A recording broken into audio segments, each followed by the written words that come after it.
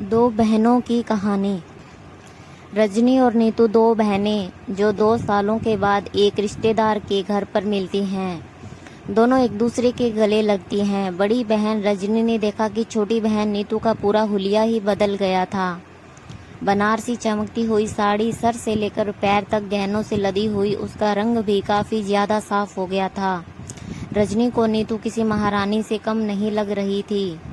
उसने सोचा, कहाँ बचपन में नीतू बाल बिखरे यहाँ वहाँ भटकती रहती थी, पर आज वो एकदम अलग ही नजर आ रही है। तभी एक औरत वहाँ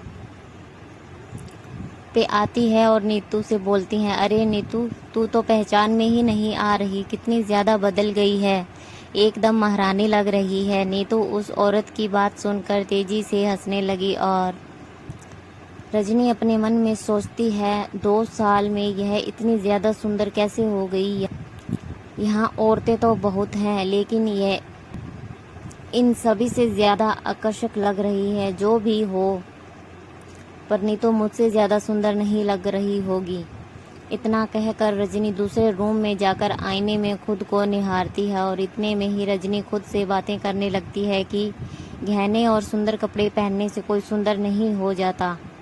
वैसे भी कपड़े अगर मैं भी पहन लूँ तो सबकी आंखें मुझ पर ही रहेंगी। शादी के समय तो नीतू के ससुराल वाले इतने धनवान नहीं थे, ज़रूर ये किसी से मांग के पहनी होगी, लाज शर्म तो है ही नहीं इनमें। इतना कहकर रजनी वापस सबके बीच में आ जाती है। नीतू अपनी बहन रजनी से उसके पति की का हाल और तरक्की के बारे में पूछती है और कहती है, हमारे जीजा जी कैसे हैं, क्या अभी भी हाथ में कलम लेकर घिस रहे हैं।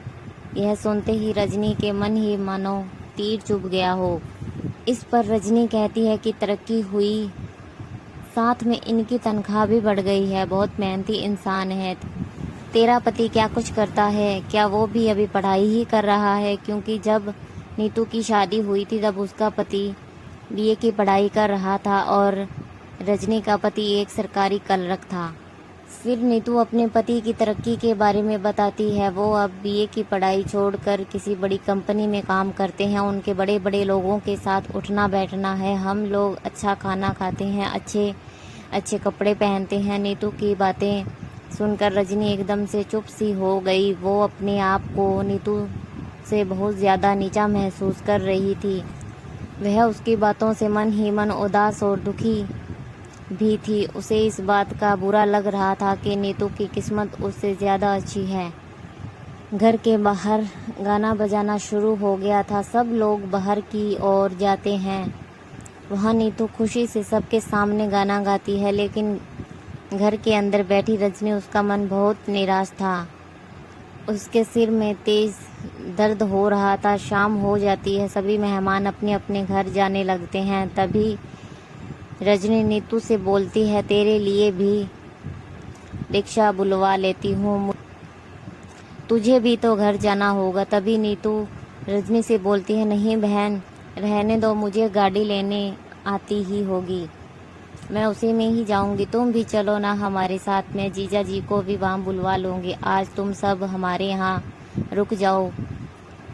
तभी रजनी जाने से मना कर देती है और बोलती है कि बच्चे घर में उनका इंतज़ार कर रहे होंगे। वो लोग बात ही कर रहे थे कि तभी नीतू का पति राजीव गाड़ी लेकर वहाँ आ जाता है और अपनी बड़ी साली रजनी को नमस्ते करता है। उस वक्त नीतू का पति किसी बड़े अफसर से कम नहीं लग रहा था।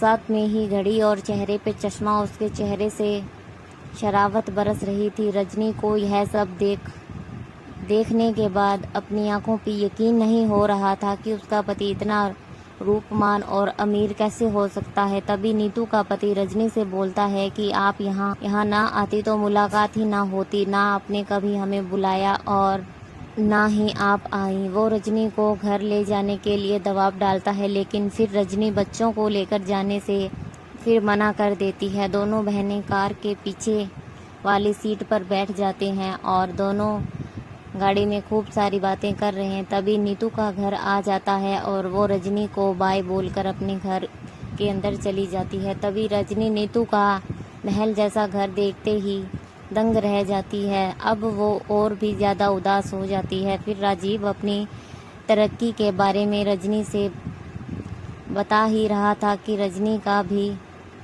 घर आ जाता है, जहाँ पर लालटेन बाहर दीवार पर लटक रहा था और उसका पति अमर बाहर आंगन में टहल रहा था। रजनी राजीव को अंदर आने के लिए नहीं बोलती और फिर दोनों एक दूसरे से विदा लेते हैं। रजनी घर के अंदर जाती है। उसे अपना घर मानो कब्रिस्तान लग रहा था।